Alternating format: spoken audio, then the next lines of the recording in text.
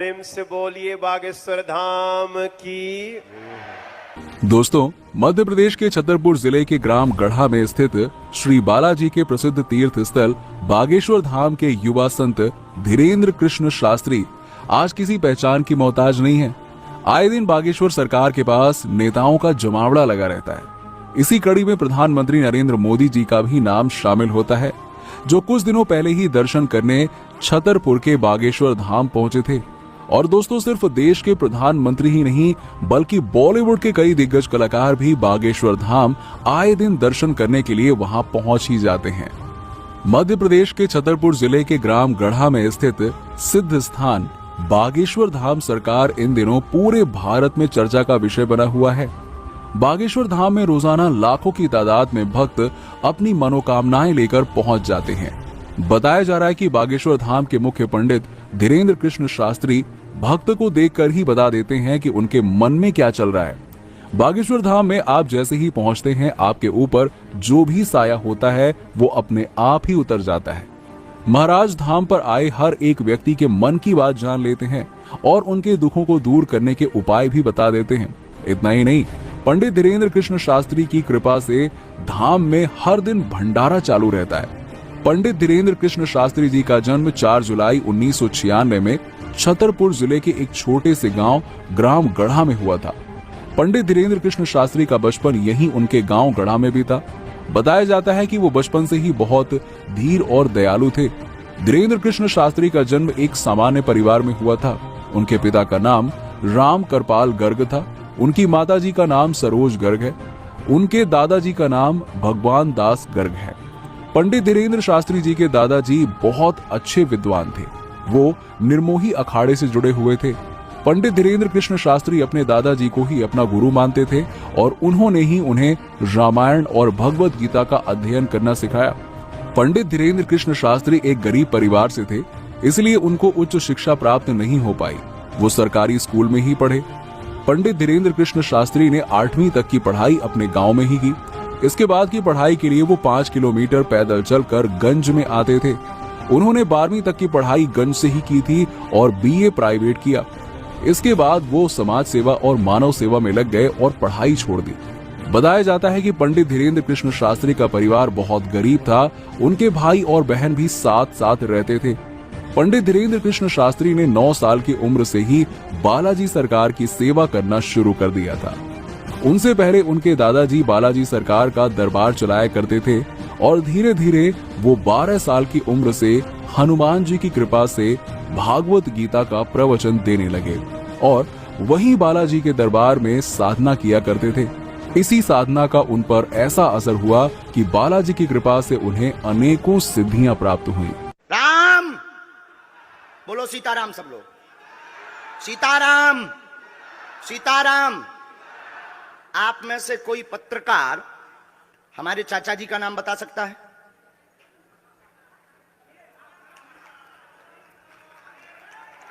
बोलिए बोलिए बोलिए। आप में से कोई पत्रकार हमारे बल्कि चाचा जी का नाम उस पे भी है, संस्कार टीवी पे, कोई बता सकता है? बोलो बोलो, वरना आज के बाद अंधविश्वासी कहना बंद कर देना। क्या बता सकते हो? अब आप पत्रकारों में जिनके चाचा का नाम भृगुनाथ तिवारी हो वो आ जाए।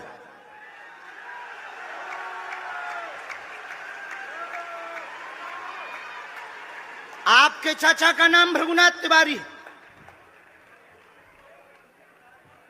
जी, मेरे चाचा का नाम भृगुनाथ तिवारी है और वो भोपाल में रहते हैं, अभी मथुरा में हैं।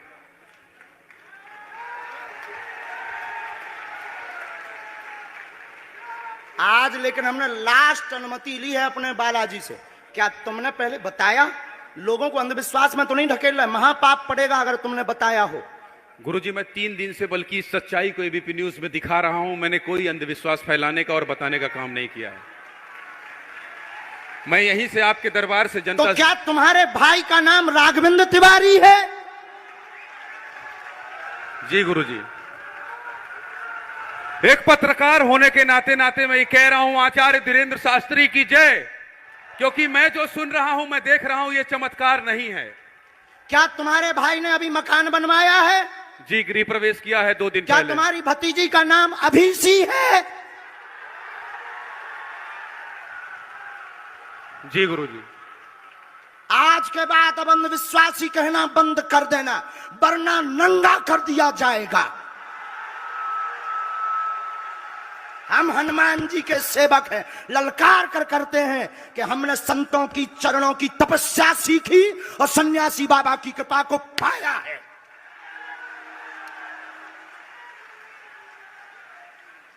जो भ्रम फैला रहे, आज के बाद भ्रम बंद कर देना। और आज के बाद हम किसी को प्रमाण पत्र नहीं देंगे, न सफाई देंगे, ये शपथ गद्दी से खा रहे हैं।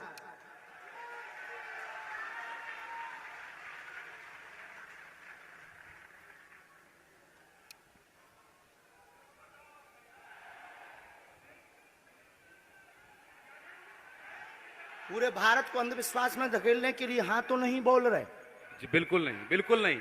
मैं ये बहुत जिम्मेदारी से कह रहा हूं और मैं 3 दिन से इस सच्चाई का पता लगा रहा था। और एबीपी न्यूज जो लोग देख रहे हैं उनको मैं बता रहा हूं कि ये लाइव दिव्य दरबार के टेस्ट में आचार्य धीरेन्द्र शास्त्री जी ने जो कहा है, मैंने केवल इनसे इंटरव्यू किया था, अपनी जीवनी नहीं बताया था। जो इन्होंने बताया है वो सच है और मैं ये एबीपी में लाइव कह रहा हूं, ये कोई अंधविश्वास नहीं है। मैं फिर कह रहा हूं, बाबा बागेश्वर धाम की जय। आज के बाद, क्योंकि आज हमारा दिमाग स्थिर नहीं है, आज के बाद अब हम कभी भी किसी से हमें प्रमाण पत्र की आवश्यकता नहीं है। आज पूरी नेशनल मीडिया के सामने हमें जो कहना था कर लिया, फर्स्ट और लास्ट है। अब आपका एक प्रश्न हम बताएंगे और आज के दरबार को, क्योंकि हम पूर्ण होश में नहीं है, इसलिए आज के दरबार को हम बालाजी की अनुमति से आए थे और आज के दरबार को हम इसी के साथ विराम करेंगे। कल 4 घंटे दरबार लगाएंगे। एक प्रश्न पूछ लीजिए, लास्ट पूछिए। मैं पूछूं? हाँ। मेरे मन में तो देखिए बहुत सारे सवाल थे जिसको लेकर मैं 3 दिन से लगातार कोशिश कर रहा था। मैं इसी मीडिया में, इसी पत्रकारिता क्षेत्र में और क्या कर सकता हूं, क्योंकि मैं देश और समाज के लिए सेवा करना चाहता हूं इसी फील्ड में रहकर। उसको लेकर पदोन्नति का प्रश्न है, कृपा होगी पत्रकार में इस मंत्र का जाप करें, आशीर्वाद है। और रुकिए, एक ये रखा है और आपका एक और रखा है। हम गुरु हैं, ऊंची गोटी खेलते हैं, कच्ची गोटी नहीं खेली हो। इसमें वो रहस्य भी लिखे हुए हैं जो दुनिया को पता नहीं, सिर्फ तुम्हें और हमें पता है। वो पूरे कमरों की डिटेल लिखी है इसमें। और ये धमकी नहीं है, सिर्फ आधा पढ़वा करके आपको हम संतुष्ट कर देंगे, वो पर्चा वापस ले लेंगे। एक ये आएंगे, ये भाव से बैठे हैं, बस। ये आपने भी नहीं सोचा होगा।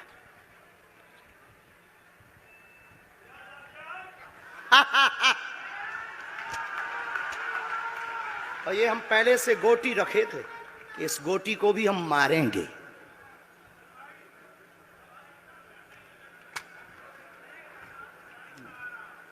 एक पर्चा ले सकते हैं, ये वाला नहीं। दोनों हाथों की मुट्ठी बांधो सब। आज चूंकि हमें उतनी ज्यादा शारीरिक हमें गुरुजी से आज्ञा लेनी पड़ी, क्योंकि हमें कसौटी पर उतरना था, तो गुरुजी से हमें आज्ञा लेनी पड़ी। और हमारे गुरुजी ने सुबह 7:30 बजे कह दिया था, बेटा जाओ झंडा गाड़ कर आओगे सनातन का। दोनों हाथों की मुट्ठी बांध लीजिए सभी। सामूहिक अर्जी हम लगा देते। कहो, हे बागेश्वर धाम प्रभु, हे बालाजी महाराज, हे सन्यासी बाबा, हे कलयुग के राजा, हम पर कृपा करो, हम पर दया करो, हमारी अर्जी सुनो।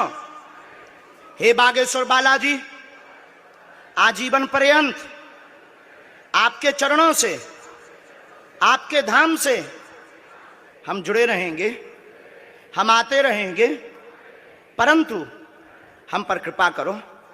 आपकी जय हो, आपकी जय हो, आपकी जय हो। जिनकी अर्जी नहीं लग पाई, आज चूंकि हमें बहुत खेद है कि तुम लोग 5 घंटे से बैठे और पर्चा ज्यादा नहीं बन पाए, लेकिन आज सनातन को चुनौती थी और हम सनातन को झुकने नहीं देंगे। इसीलिए हमने आज प्रण लिया था कि हे बालाजी, आज हमको भेजना तो